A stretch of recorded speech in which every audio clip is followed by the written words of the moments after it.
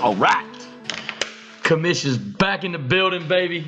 Fresh off the draft order, open championship, the grand finale Sunday, man. I was coming home from Charleston and absolutely checking out my phone to see what the order was going to be, where I was going to be at. I thought it was an amazing way to do it. Felt like everybody kind of had a equal opportunity at first pick. Congratulations to Derek. You won something else in this fucking league. Congratulations, though. You got the first pick. Clock's ticking, man. Clock's ticking. Be ready to roll when we get to draft weekend, which I am super pumped for. All right. But this video right here is for your draft.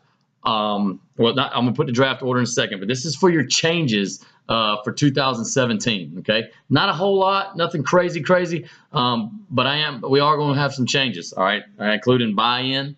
That's going up. Y'all know that. Year to divisions 2.0. Okay, going to go over that here shortly. Waivers, we're going to switch it up with as far as waivers go. Week 17. Okay, got a little extra thing for week 17. We got a little keeper rule change that we're going to implement this year, and also trading at the draft. All right, so we're going to open it up trading at the draft, but I'm going to explain everything that you need to know in the coming clips. So stay tuned.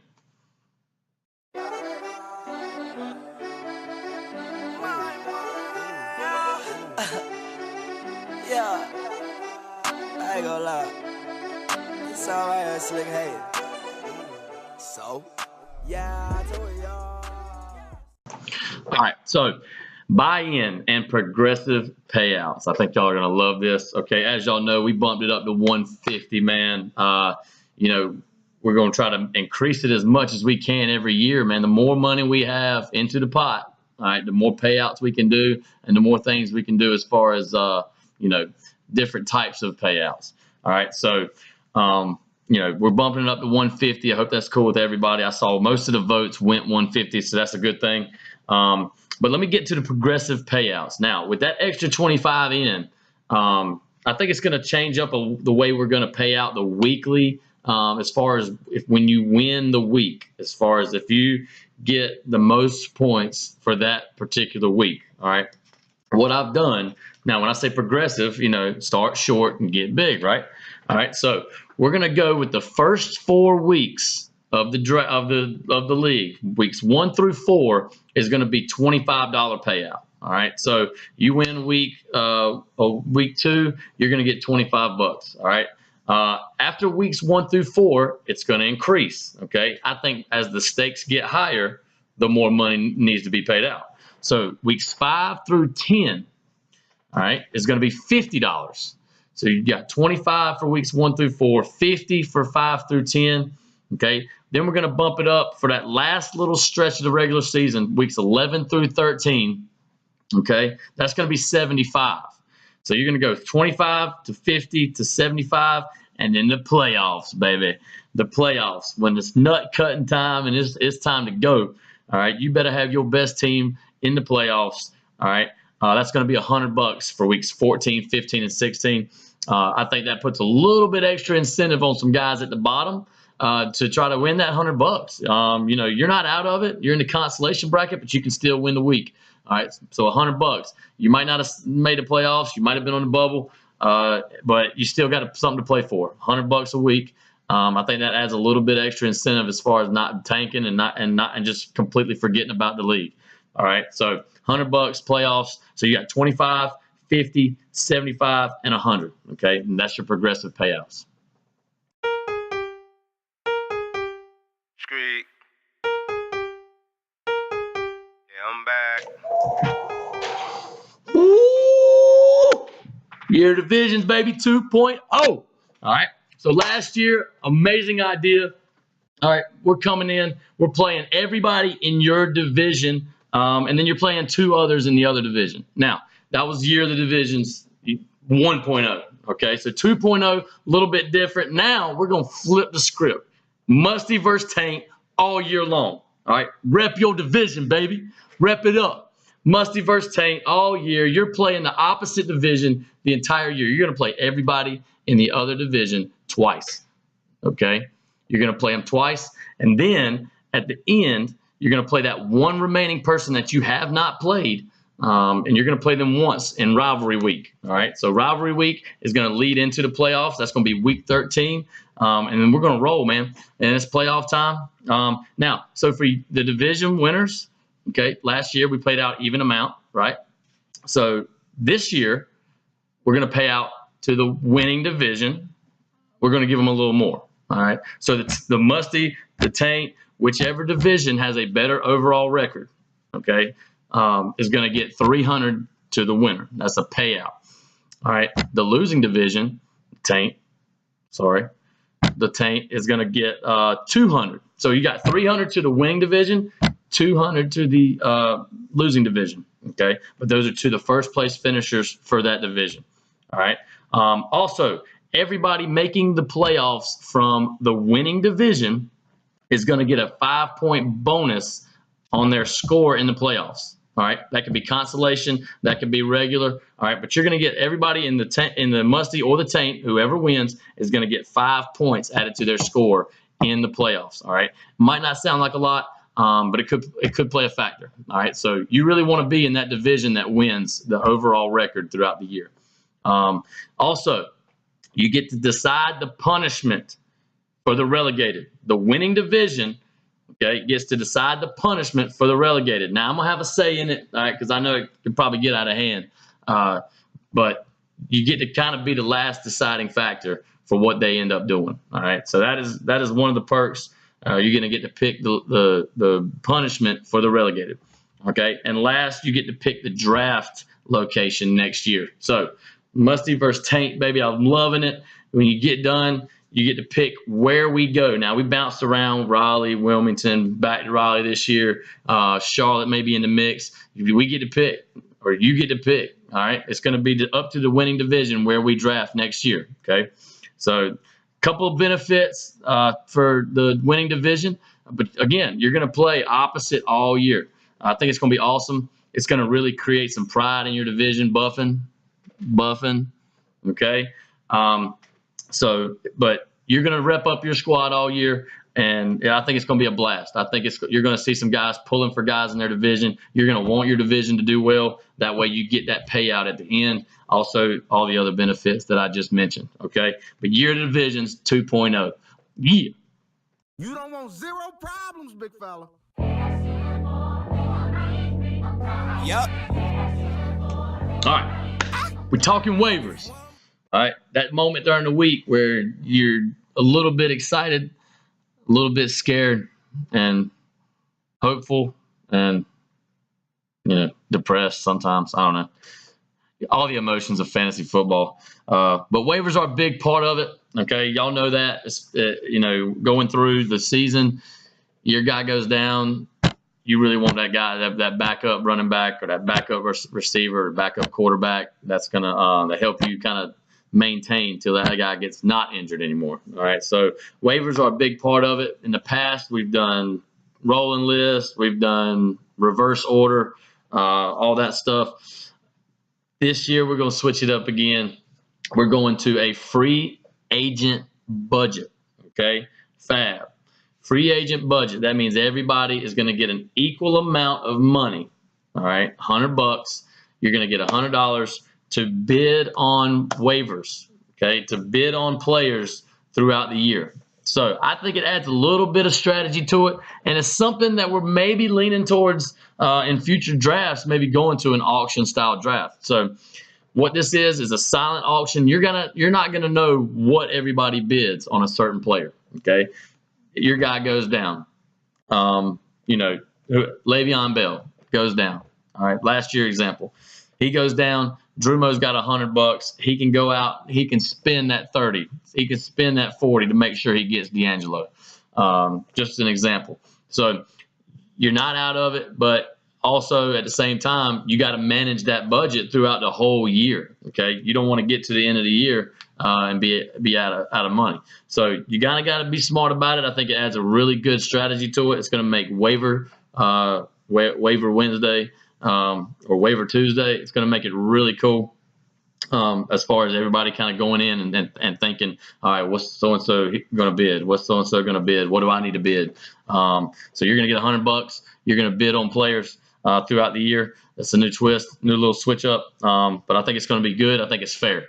I think it's fair. You have complete control, and that's kind of something I'm trying to lean to as far as putting it in your hands. So if you need a guy, you need to pick up a guy on bye week. You need to go get a guy and pay for him. All right, it's up to you. So waiver is switching up, $100 free agent acquisition budget. All right.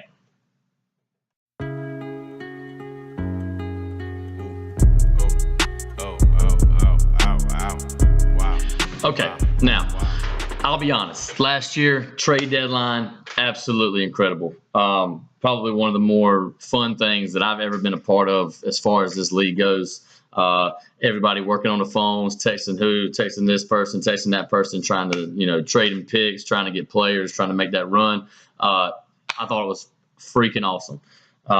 Do not want to go away from that whatsoever. All right.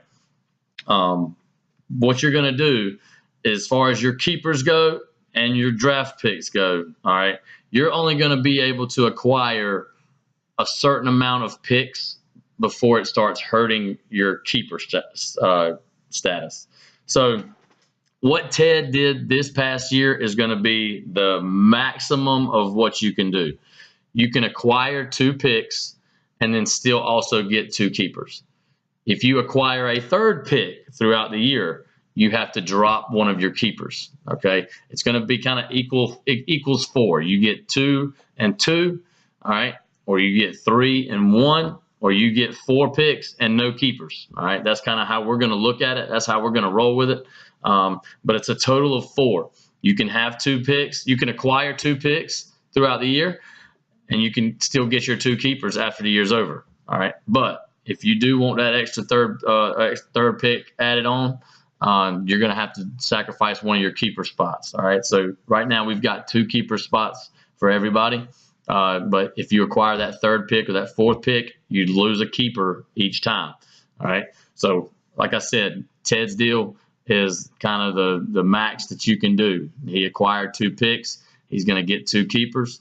Or up to 2 keepers, and that's fine. All right. But that is the max. I feel like I got to put a little bit of a leash on this thing. Or people will just be selling out at the trade deadline. If they're out of it, I'm getting picks. And I'm selling off my team.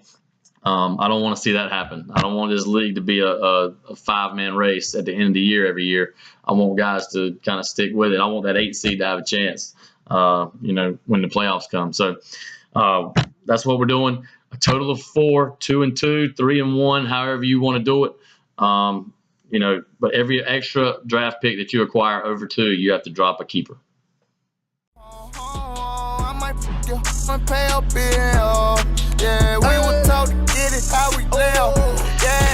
right. Shout out to Drumo for being a great sport about week 17 last year.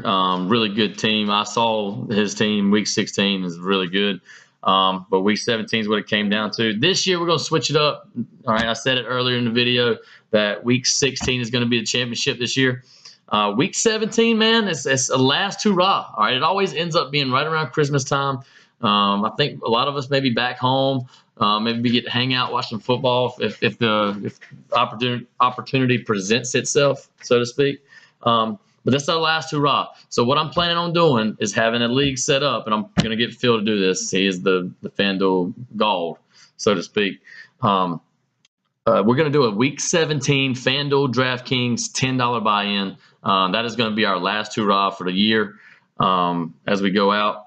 So I'm excited about it. $10 everybody throws in. That's $140.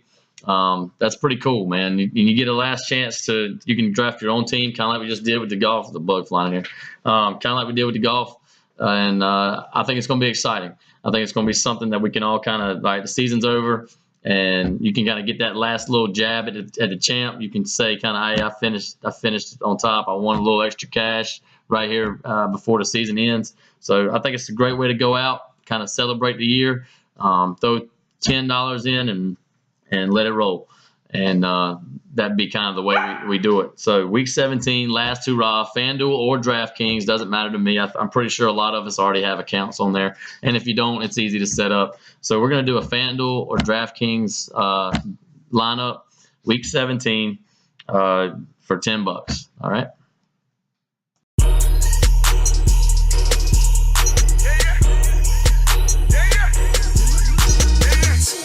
Yes, you read that right. Trading at the draft, okay? Been thinking about it, kind of how to go about it, how to do it. This is going to be a little bit on y'all to do your homework and be ready come draft weekend, okay? But I am going to allow trading at the draft and during the draft, all right? Now, I'm going to explain what that means. So, normally, I'm hammered, drunk, and I've got my phone and I'm hitting the clock and I'm like, all right, you got 3 minutes. Okay, timer's out. Hurry up, make a pick. Next guy, let's go. Not this year, okay? If I'm gonna do this, if we all agree to this, if it's something that we're gonna do, it's gonna be a strict clock. I'm talking 3 minutes. Buzzer goes off, gone. Like best available. That's who you're getting. All right. So you got 3 minutes to work a deal. If Chad's up, just as an example, or Zach or whoever is up picking, I feel like I really want a guy in that spot. I can offer him a trade. Okay, that can be picks later on for a pick there. However you want to do it. It could be somebody that you've already drafted to trade up, trade back, all that stuff. All right, this is going to be completely on you as an owner if you want to make a trade throughout the draft. All right, but you got 3 minutes to do it. Okay, so it's going to be quick trigger. If the time runs out, you get best available. I'm going to have that ESPN sheet that I always give you guys. We're going to mark them off as they go. Best available, top 300 PPR. That's the guy you get. No ifs, ands, buts about it. When the buzzer sounds, that's what you've got. So what I'm also going to do is, just to kind of maybe entice you to trade, is I'm going to add a timeout. Okay, every owner is going to get 1 timeout. So you're going to get 2 extra minutes for your pick, but you only get 1 for the whole draft. You get 1 timeout. So you should right around 5 minutes, for your pick. So if somebody's throwing out trades to you while you're trying to pick a guy on the board, you can call timeout and get an extra 2 minutes added on, and kind of decide whether you really want to do that deal or not. I think it's going to add another variable. Okay, I think that hopefully it doesn't slow down the draft. I don't think it will, but I know guys that if you see a guy like if LaShawn McCoy's up there, I'm like, oh shit, I love Shady. Hey, so and so pick. It might have a little bit of a kind of twist to it as far as the draft goes. But I'm excited. I can't freaking wait for draft weekend. Now, the only thing that I have not talked about is the official league calendar that I'm coming up with right now. Gonna have official dates throughout the year for 2018. When that time comes, I'll have it for draft. I may send it out into the GroupMe, but everybody needs to be aware of. I'm gonna have trade deadlines and drop ad deadlines and old season ending, new season beginning, all kinds of different stuff. So, and I may even email it out to you guys. That way you know the dates and I don't have to keep reminding y'all. God, it makes me mad. Keep reminding y'all dates. All right, watch the videos. Damn. All right, so that's the deal. Trading at the draft. Okay, be thinking right now. You got a month. You got keepers coming up on Sunday night.